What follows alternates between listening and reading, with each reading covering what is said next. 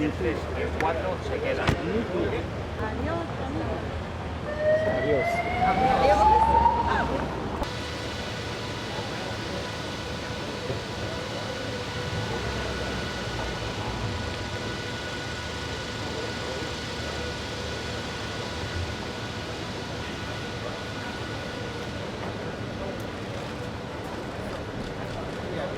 Party chair. So when As you know, right now we have a 90-day pause in effect with respect to U.S. tariffs on China and Chinese severe controls on rare earth minerals. We have been renewing that pause periodically. The current pause is set to expire November 10th. We're certainly open to considering further action there.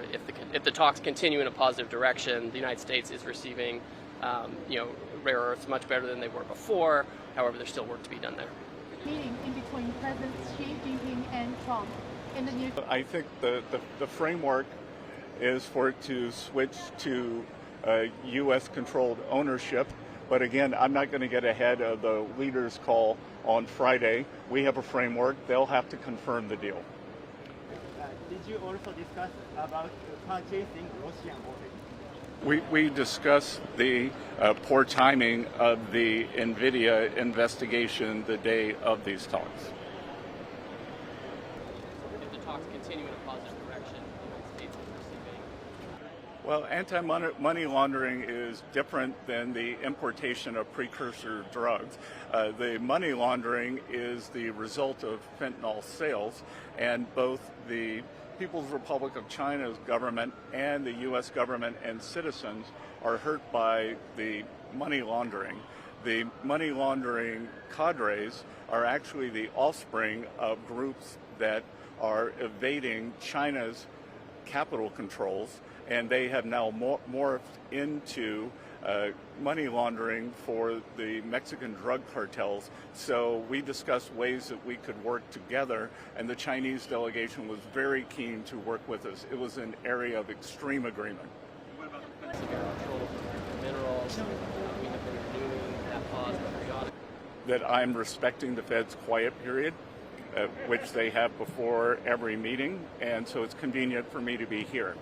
So no current Fed officials are interviewed during the Fed quiet period. Have a stronger economic tie with China.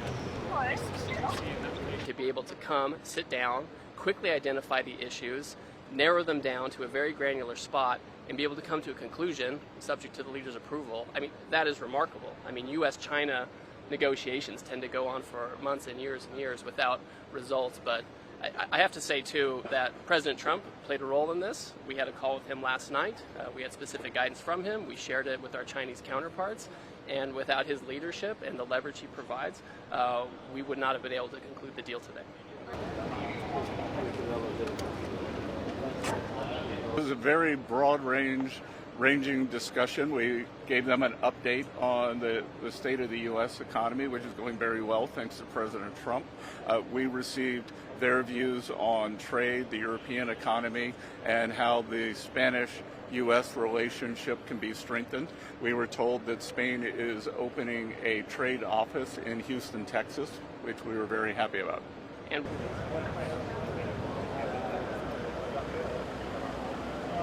we talked about Spain and how the United States has a trade surplus with Spain, which is a hallmark of a good, healthy trade relationship. So we commended them for that.